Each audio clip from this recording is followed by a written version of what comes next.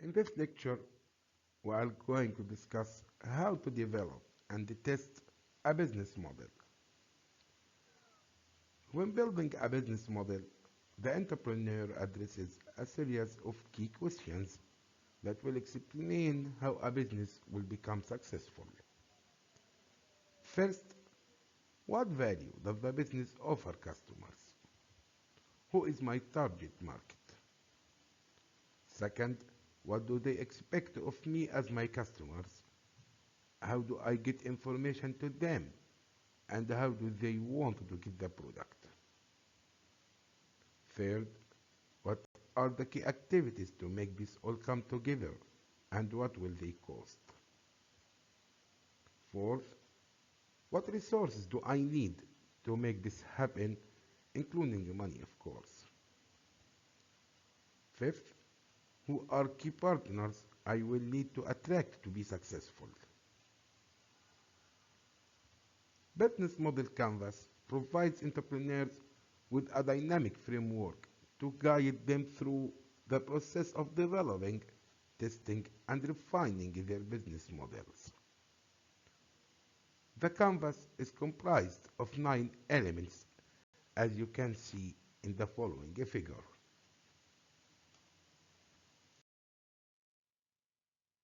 As you see, the business model canvas is comprised of 2 sides. The left side and the right side.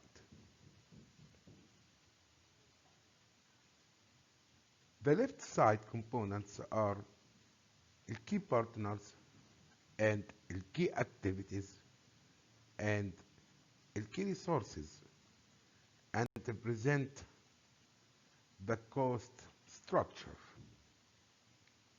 The right side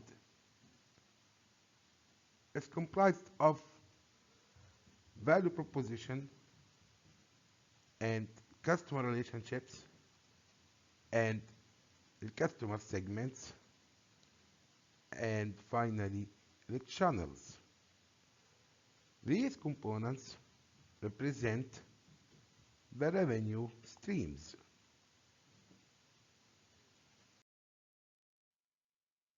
Now we are going to discuss the 9 elements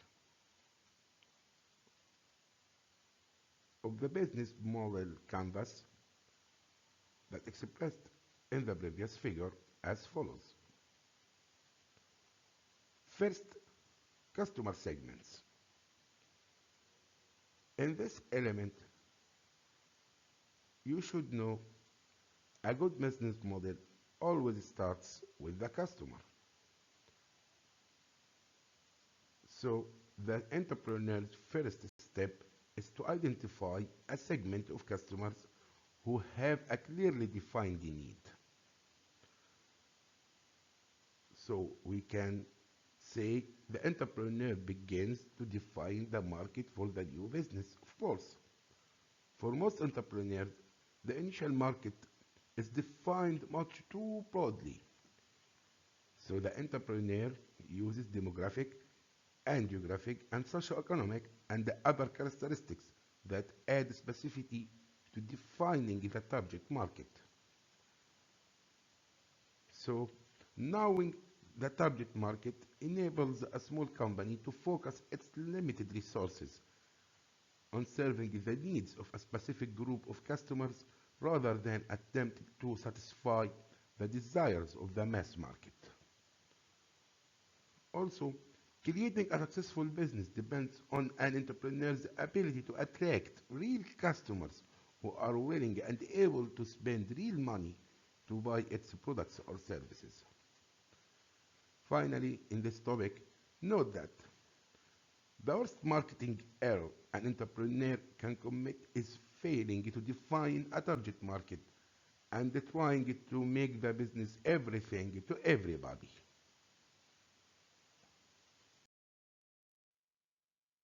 Second, value proposition. The value proposition is the collection of products and services the business will offer to meet the needs of the customers. It's all the things that will set the business apart from its competitors, such as pricing, quality, features, product availability, and other features. Also, it's best to identify and focus on one or two benefits that will make the new business stand out to customers and motivate them to purchase from the new business. Note that the best way to develop the key benefits that are at the heart of a strong value proposition is to listen to customers.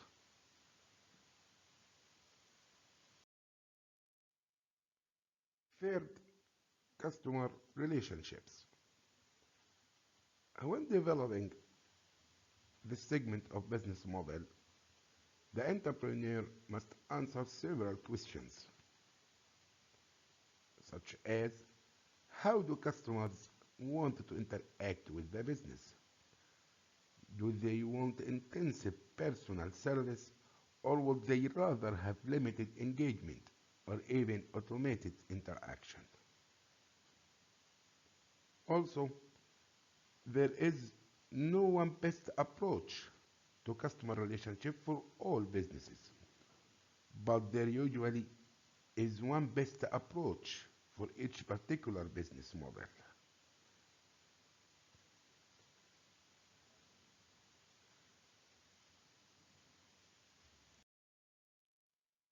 Fourth, channels. In the business model canvas, channels refer to both communication channels, which means promotion, and distribution channels, which means product placement. Communication channels define how the customers seek out information about this type of product, and where do potential customers go to when they want to get information about products and services. It could be websites, or social networks, or blogs, or advertisements, or experts, and so forth. The distribution channel defines the most effective way to get product to the customers for this type of business. For some business models, it may be best to use in-home sales through websites such as Amazon. For other business models, the customer may want to see the merchandise, touch it, and interact with it in an exciting, existing, new retail location.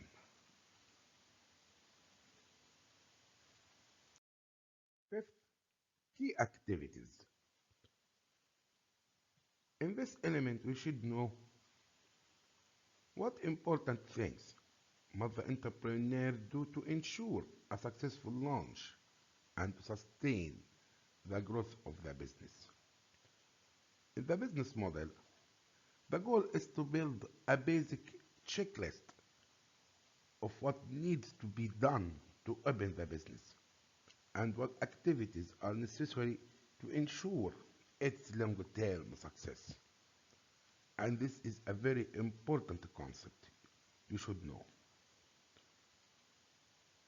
And the development of the business plan will then take this list and expand on it in much greater detail. As we say, the business model is an umbrella for the business plan.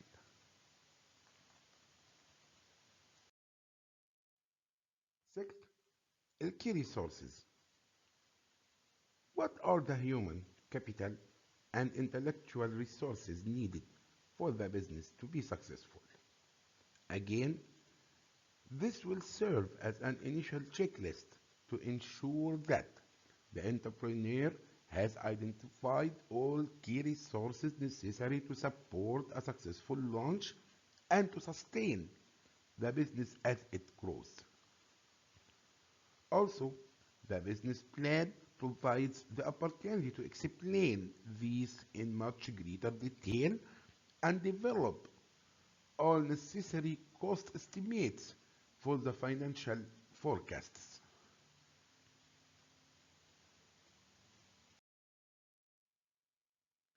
Seventh, in key partners.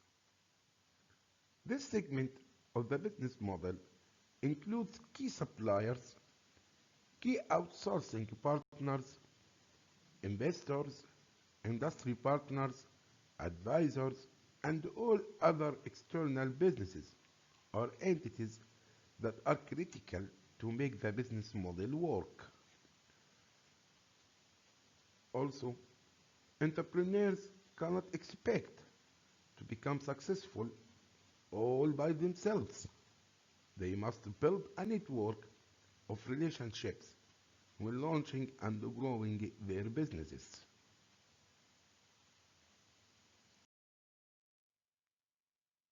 Revenue streams. How will the value proposition generate revenue? Will it be a one-time sale, or ongoing fees, or advertising, or some other sources of cash into the business? The entrepreneur should answer these questions using the information discovered in the value proposition and customer segments and customer relationships, and finally channel components of the business model, which represents the right side of the business model canvas, as we say before. Also, the revenue streams information serves as the framework for the more detailed revenue forecasts developed for the business plan.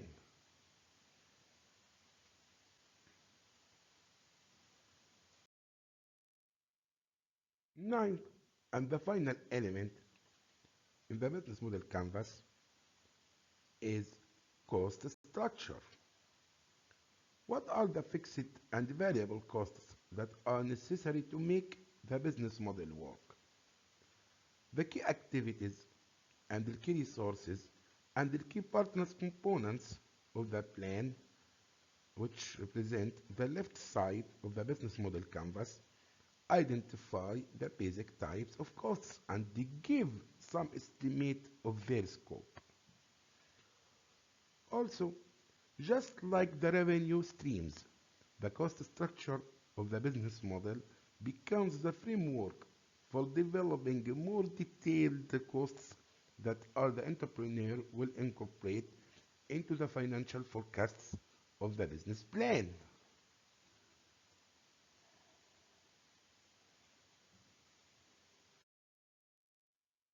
Note that developing a business model is a four-phase process.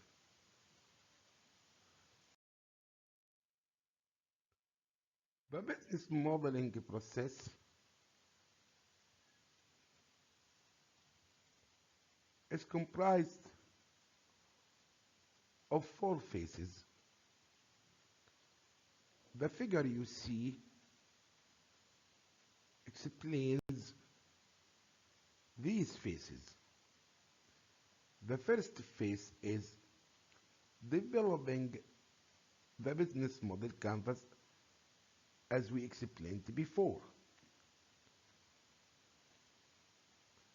The second phase is test the value proposition with customers. And the third phase is test the product with a prototype or minimal viable product.